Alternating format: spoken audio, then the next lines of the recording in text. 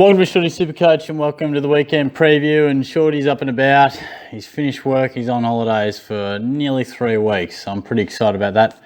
Heading over to WA and then in a couple of weekends' time, heading to the showdown with a few mates. So I'll pretty much get back from WA, go to bed, get up, get in the car, go to the showdown. Bit of a road trip style setup. So really good calendar on the horizon for Shorty. So I'm keen about that, but into the Supercoach, and I will be intending to keep the content coming despite being on holidays. Probably the days and stuff might be a bit different. I'll just see when I get time. But in terms of this week, looking at the teams, I think many people would have got in Dylan Clark last night, rightfully so.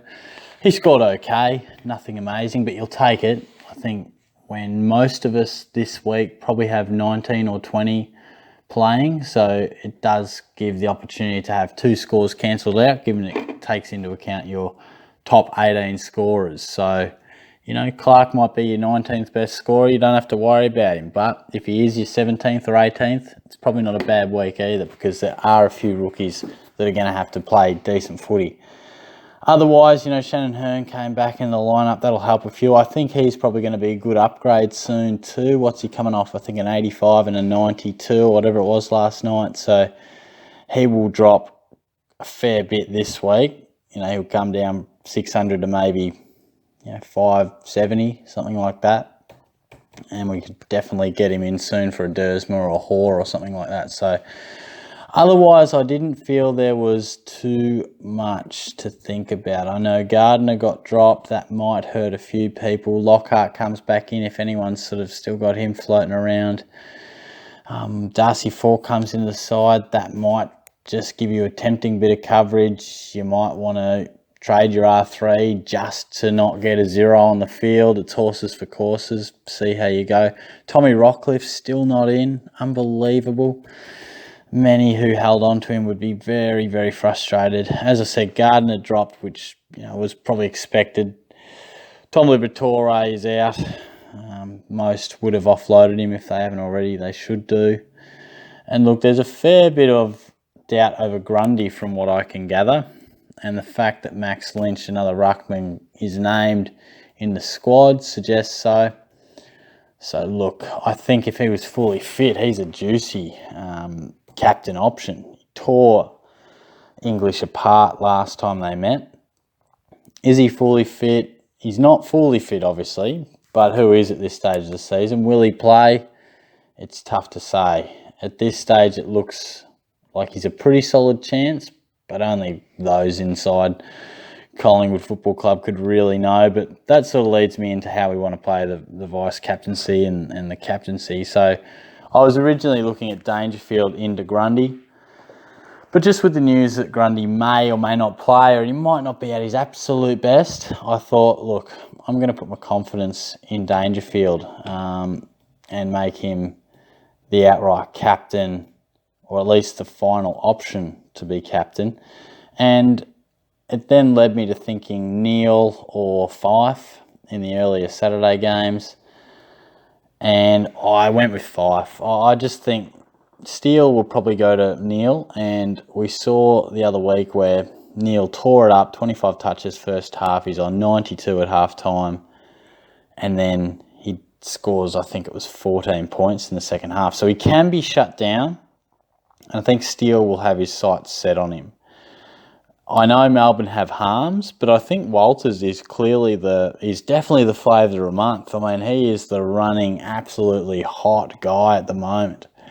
So I think he's going to cop the attention. And look, Fife's a pretty reasonable option more often than not anyway. He's been in really good form. So I think I'll be doing that, Fife into Dangerfield.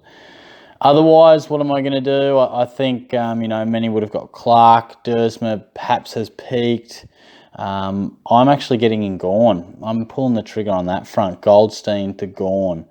It's something that I thought would probably be my final trade, or not final trade, but final one to complete the side, after I've upgraded all other rookies.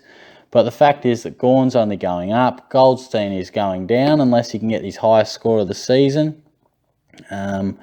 And money's not going to be an issue. It's going to run tight this week, but I'm going to get so much money from O'Brien once he starts to appreciate. He'll go beyond the 500k mark quite easily, and I'm going to chop him right down to Fort, or probably just 102k rookie guy, really, and just going to have over 400k there. And basically, after that, I'll just need to upgrade Dersma and probably Setterfield in the forward line. And I think I'll definitely go Hearn in the back line, and I think it'll probably be, I really like Mundy. I know he hasn't been an amazing touch of late, and the likes of Walters and Billings and those types and Dunkley have really gone up.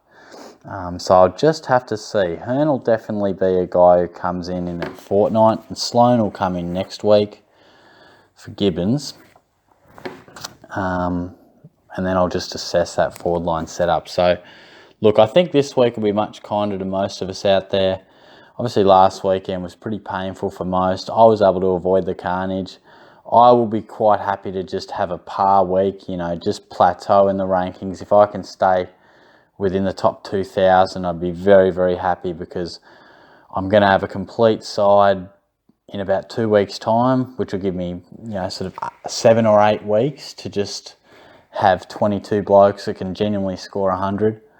And that's really promising. And I'll have about 4 trades left. So some might think that's running it a bit tight, but I just think, well, my team's complete. So in essence, they're 4 emergency trades. And I think I've only had to use 1, long-term injury trade so far this year. So if I were to have 4 guys who were injured in the last 8 weeks for a significant period, then that would be a little unlucky, but it's a risk I'm willing to take. So I think, given I can keep a few of these rookies playing on the bench to give me a little bit of coverage, I think Naish is going to be a handy guy to come in and replace if need be. Parker should play most of the season, and you'd like to think Clark can be a solid contributor as well. So otherwise, it's going to be a complete side, and if anyone does go down, I'll have the luxury to trade them without necessarily needing to upgrade anywhere else. So I'm pretty well poised to have a really good second half of the season. So hopefully you are too. Trade wisely. If you can, pull the trigger on a few of those players who have the bye this week, and bring in obviously someone who doesn't have the bye. You're going to help yourself out significantly. I think a few Carlton players come under that banner. The likes of Gibbons and Walsh should be a couple who I think have done their good job. We can thank them and probably move on. So there's just a few. But you guys know how to trade. You know what you're doing. So I hope you do have a good weekend. I'll certainly be... Well, I will be back on, Sunday night. I'll be able to stay up a little bit later. Normally I'm jumping into bed by about 10, which is early for me. I probably should go to bed earlier when you're getting up at 6, but anyway. Definitely be able to get a presser at some point Sunday night, you'd think. So all the best for the weekend ahead, and I'll chat to you soon.